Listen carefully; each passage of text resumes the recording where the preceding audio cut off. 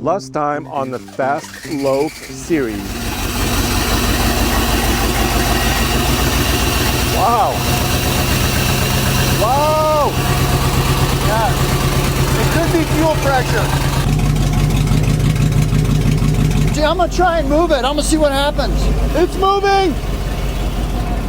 It's moving for the first time in almost 6 months.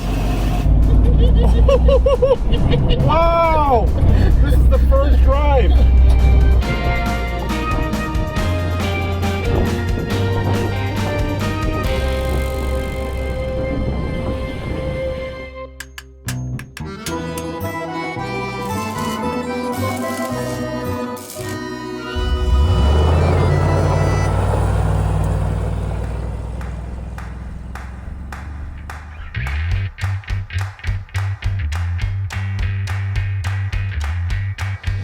On this episode of the Fast Loaf series, which is the van, I have Toby here. Toby, you're a master mechanic, and I wanted to hear your opinion about this home-built V8 swap.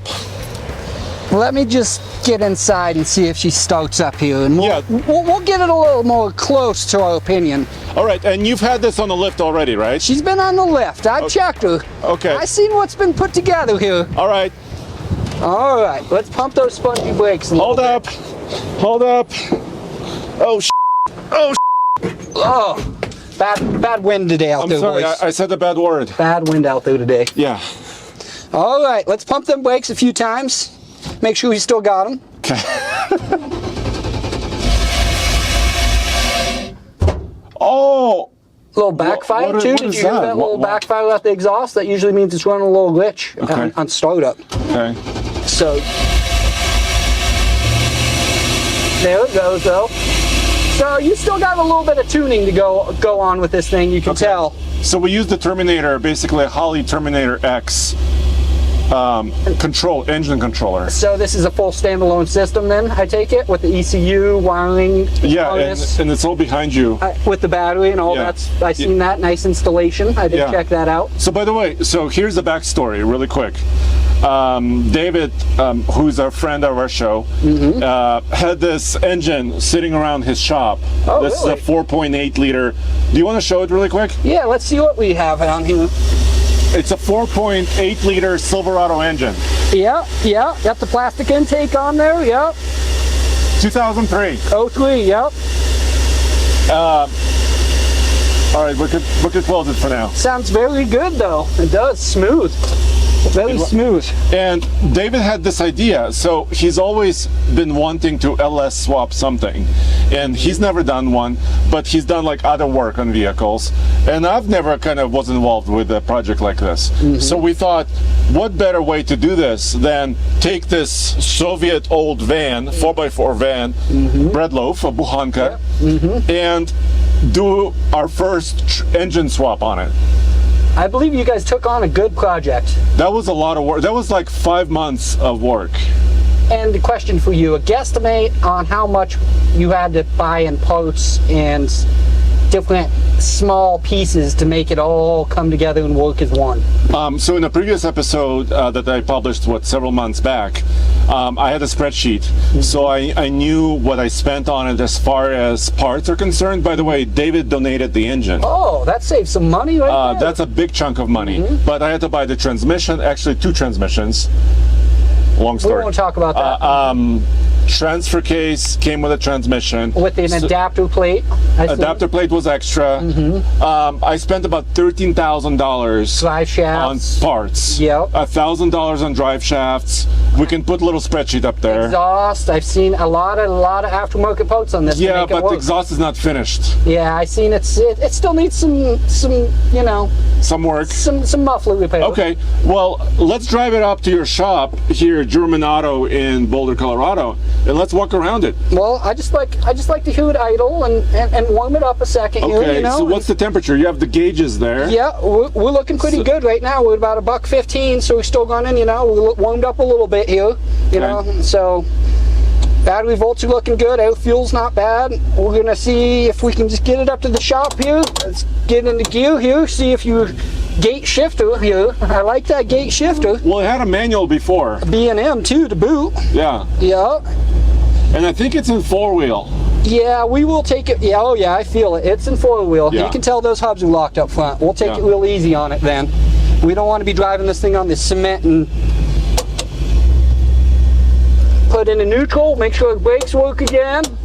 So it's here because I need your help with the brakes. That is the big concern. When you got a big bread half loaf like this, you need some brakes to stop it, especially when you got V8 power under the hood. And that's no joke. When you got something this size, and it gets dangerous real quick when you don't have the brakes to stop it. Yeah. So, and my concern with everything that's going on is the front brakes are working on this thing and locking up the front's really good. Okay. The back brake circuit has no fluid coming out of it. Really? I inspected it at the drums. I did take apart the drums and inspect those. All had really good shoe life left. Wheel cylinders didn't leak fluid, but also I had no fluid back there to leak. So I went forward in the system all the way up front here. Behind the grill is the actual brake booster master cylinder. I had no fluid coming out of the back circuit from the master. Okay. Front circuit's still good. I believe what happened is it dried out when you did this big swap. You lost brake fluid on the system. It sat for too long. And we didn't fill it up again. The O-rings dried out. Only good way to do it would have been take the lines off, put plugs in the master, and then fill it back up with fluid. So it was sitting with fluid then. Exactly. Okay. So we didn't do that. Now we're talking about needing some more, brake work due to that. So we need to call Dubai. Unfortunately. And why Dubai? It's because there's an eBay store that's currently run out of, the seller is out of like United Arab Emirates or something like this. And that's where the spare parts come from. So how is that to get them into the country? Is it going to be much to get them here? No, well, it's $100 shipping, which is not they get ideal. You a little bit. Yeah, because shipping is a big deal. But the parts themselves are pretty cheap. Yep. The master I found for this was $100. Man, so for $200, we're gonna get a master cylinder. Well, and if you get brakes working again, for $200 part, I'm gonna have to charge you some brake fluid, of course, and some labor. But if we can get this thing working, up and rolling, get that V8 moving, and you gotta stop it. Exactly. All right. Well, let's look around it. Let's check her out. All right, so they started building these in mid-60s, this body style, and this body style is still being built to this day. Yep. Believe it or not. It's a 4x4 system, and it came with low range originally, too.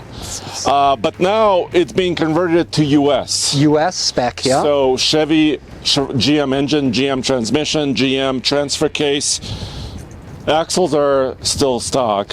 So how are we feeling about converting it to Chevrolet axles? Well, what would you suggest? Everybody's worried out there. Like when I published the first videos, they said you're gonna explode the old axles apart.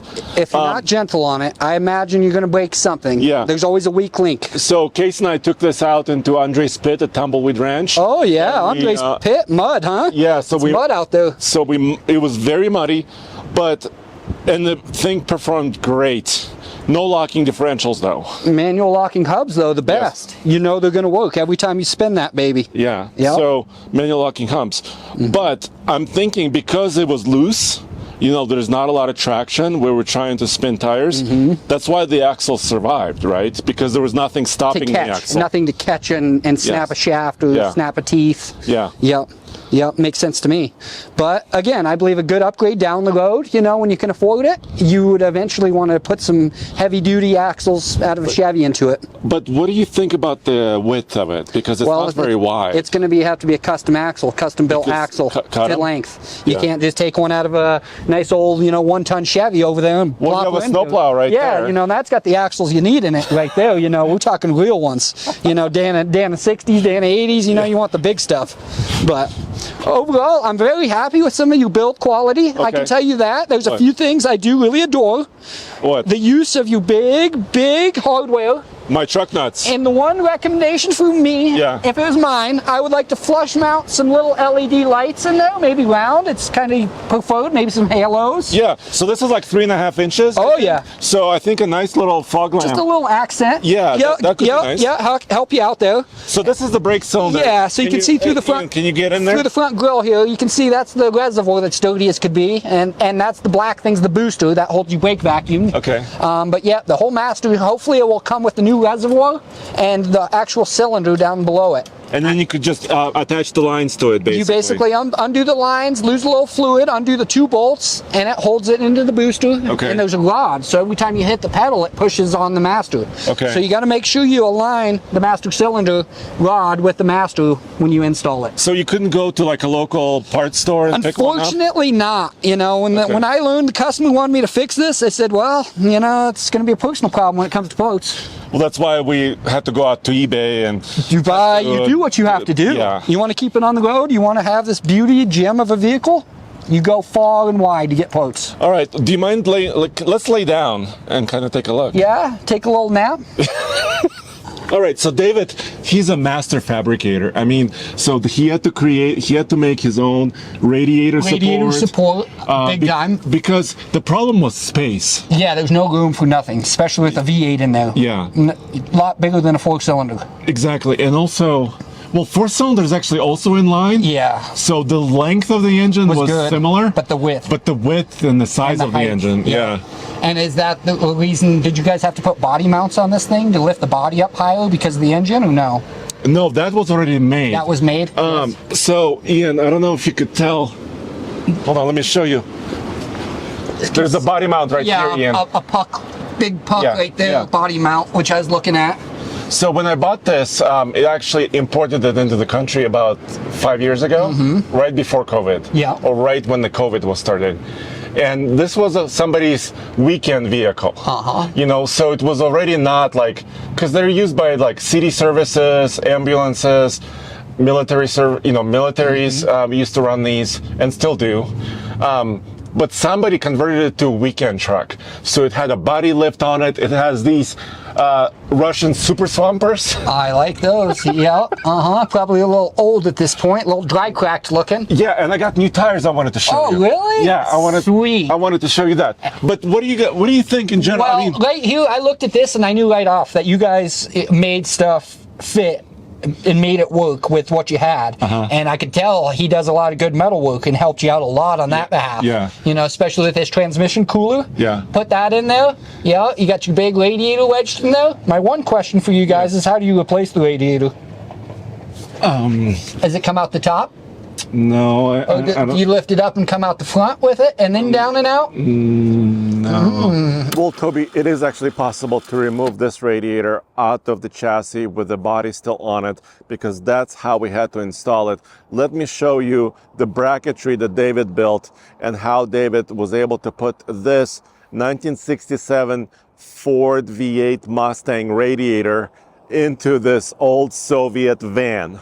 I had to buy a aftermarket Mustang radiator. Had very little space right here to get a radiator, because the old radiator came up about this high and sat right here. Okay. David, by the way, we found this and bought it all together with a fan and a kit. Yeah. $600. Oh, is that much? Well, let's see it. Yeah. But first, David, wait. So you had to modify the cross member. This is the old cross member, Yeah, there's a right? cross member I had. I had to cut the one out. Oh my gosh, David, it fits like a... I don't know what. It fits like So I don't know if you can glove. see. Can you see these little studs right here? And it's an angle. Yeah, and it's on an angle. I had to put it on an angle. And so... Oh my gosh, David. That's where it goes, right there. And it stays this way. It's Yeah. tucked in. So the doghouse comes up right off of here. Okay. So this is easy to clear. I can take my intake. I can come around, and I want to come this way. Although, as you can see, I got to get from here to there. Oh, I got this done. Oh, Andre. Okay. So What? So you know we have an MP205. Yes. Okay. Which the shifter. This is out of a Chevy. The shifter had to I mean, the rod's like 4 feet because the transfer case is like way back here. It's in the cabin over there. Yeah, so I had to have like a 4-foot shaft. So look at my clearances right there. So did you have to redesign that linkage? I had to, no, but I knew I had to get it over here as far as possible. So, I mean, the real estate is tight right here. But look how far the radiator is from the front of the vehicle. I see that. It might be difficult to puncture it because there's a lot going on in front of it. What would you say? Well, yes, but I also have seen radiators crack at the welds where they weld them together on these aluminum radiators, and I've seen them have other issues. So whenever I build something or see something built, I just always like to see how it's installed or how it's put together. That way, it's serviceable. Serviceable. Yeah. And that's a big part to these new vehicles they make. They're not serviceable. You know, you can't even change a headlight. You got to take the whole front bumper off. That's unacceptable. And then upgraded the shocks. I see Bilstein shocks too. Oh yeah, that didn't come original. I see that. Upgraded the shocks, and I like all the undercoating. Looks like you really had to spend hours and hours and hours on the whole frame and steering and knee springs. And David did crazy work. Beautiful. I mean, he wire brushed a lot of this. Oh yeah. And he painted it. A lot of it was painted. And then this is custom fabricated front bumper, I assume, with the winch mount. Yeah. That's all David. And do you feel that the frame rail on this would be strong enough overall to use that winch? I don't know. This hook is original. These two points. Two tow hooks. Yeah. Tow hooks are original. And I don't know about safety, but I want to show you something that a gentleman who's one of our viewers, who does accident investigations, like for the police and stuff like that. He wasn't happy with this. Let me show you. This part. Because he said, what happens if you have a frontal collision? Yeah, it's going to push. And this moves. Yeah, up, in, you see, right into your foot. Yeah, it could block the door. Yeah, can't open the door. Could go back into the tire. Yeah.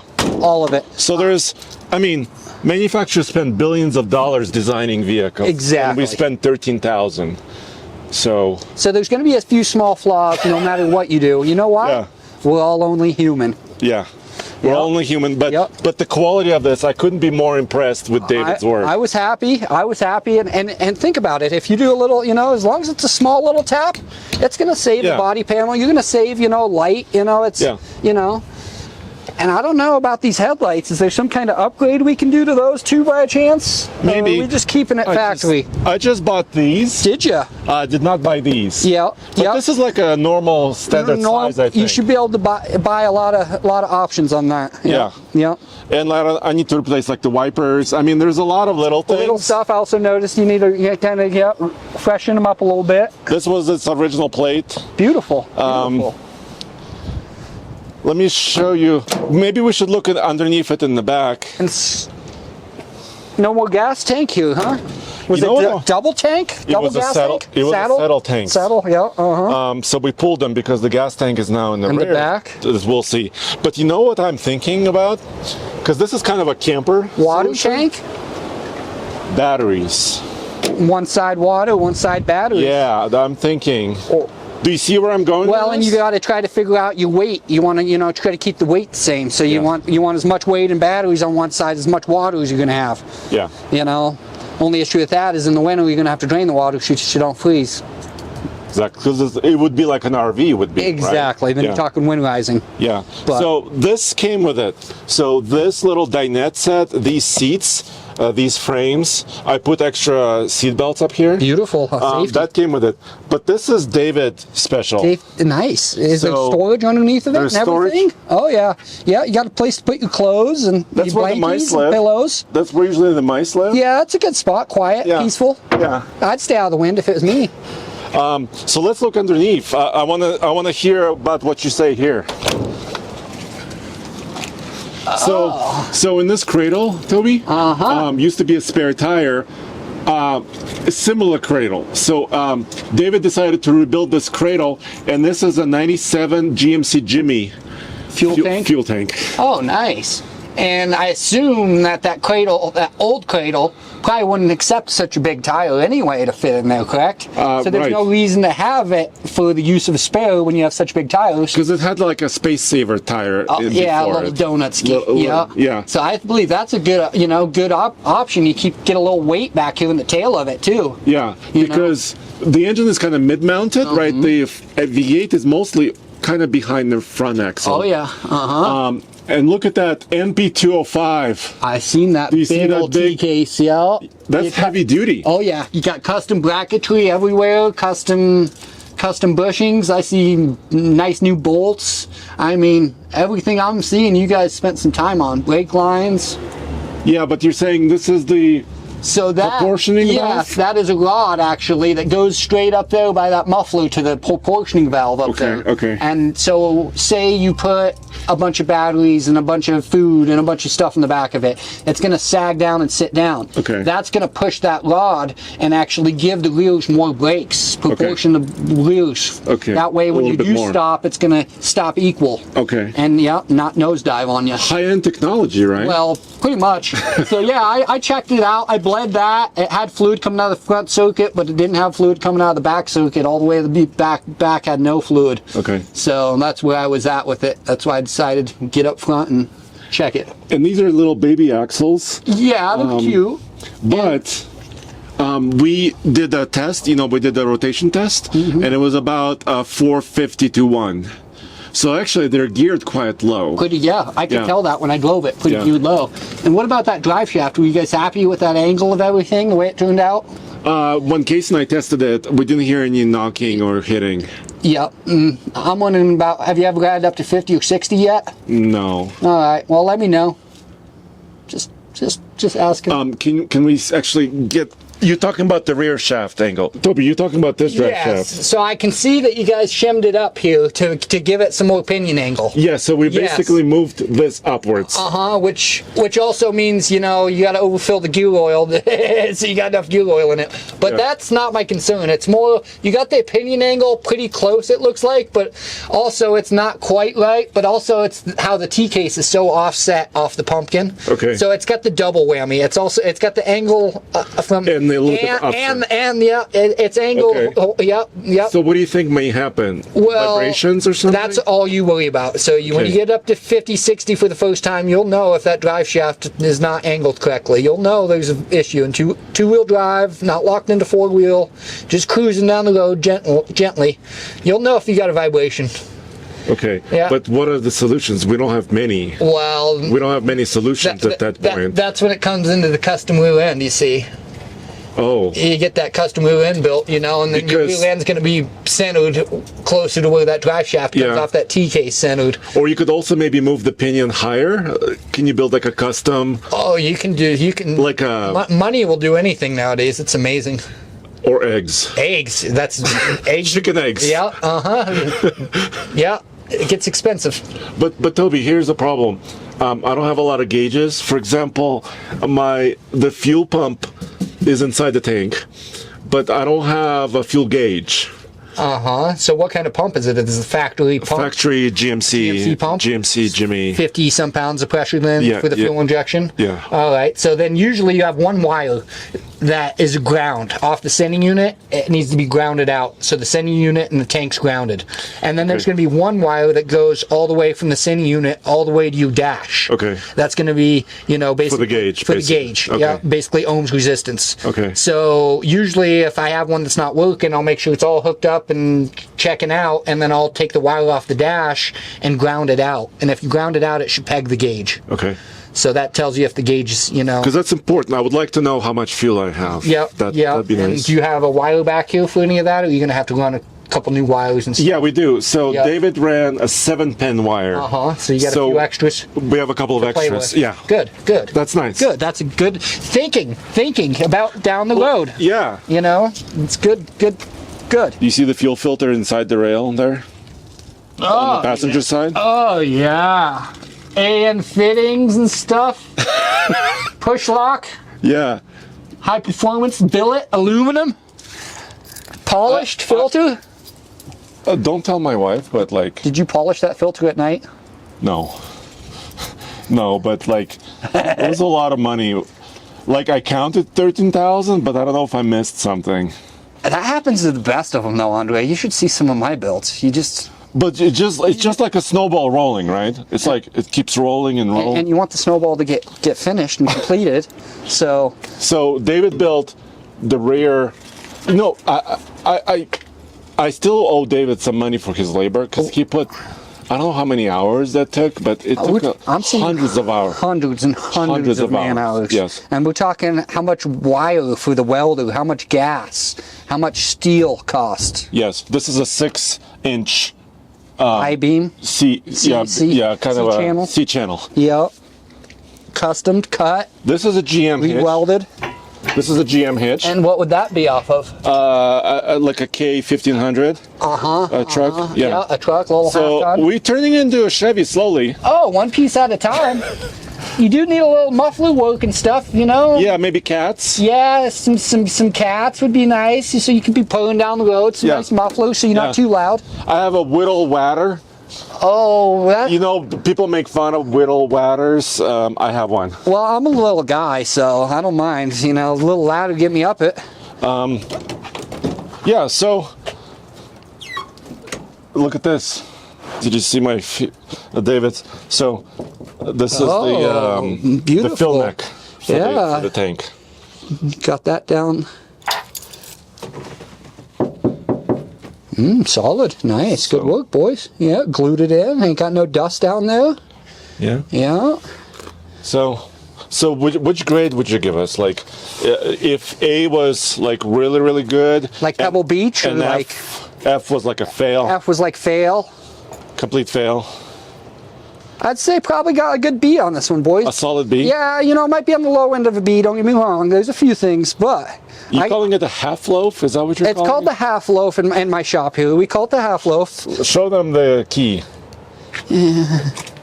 We call it the half loaf. I don't think What would make it full? Full loaf? I think once the completion of the project, I think once you like get this... exhaust system? You get the exhaust system decked out. Brakes. Get the brakes, number one, so you can drive it. You do a good 100-mile test drive on it to make sure nothing's falling off. Inspect everything one more time. I want to see this beautiful in here. I'm seeing the shag carpets. You know, I'm seeing maybe some suede. A disco ball? If you had to, you know, definitely some nice lighting. Okay. You could do some nice lighting. Maybe some tinted windows, you know, so they can't see inside when you're sleeping down by the river. Yes. Let me show you the tire. Oh, you got some new treads coming on in. So these Merc. Look at that. Oh. What do you think? Soft. So we had Russian super swampers. Now I thought Destinations. Destination MT2s. Is this the new? Must be the new one. I haven't seen these yet. Pretty neat, huh? And they're studdable too. Yeah, in case you need a few studs for wintertime. Yeah. They got a deep thread. So this could make it push it towards an A later. Well, you're pushing it. Speaking of pushing it, yeah, you're pushing it. But this is going to help overall build quality, overall look. It's going to help out a lot. I had a question for you. Alignment. Because we did have to shim the axle, and the front, we had to undo the steering to lift the body off.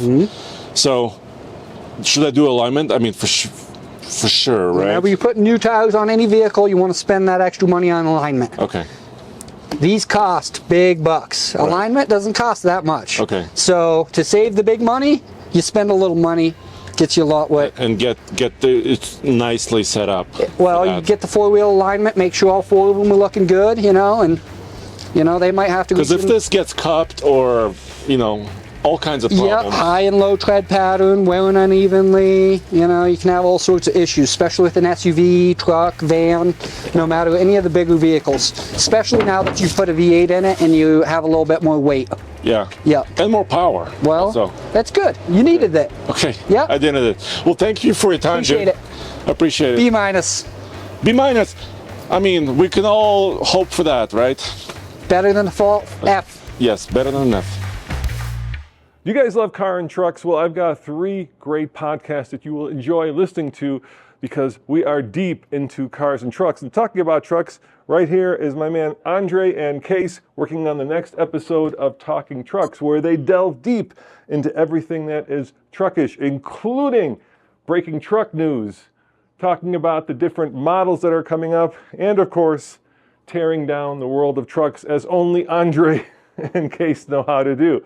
But if trucks are not your thing, and cars are sort of your thing, check out Carish, our podcast that is sort of car adjacent with Jen and Mary being the ish part of Carish. And finally, Tommy and myself talk all about cars at TFL's Car Chat, where we look into the newest models, talk about what's happening in the world of cars, break down the latest news.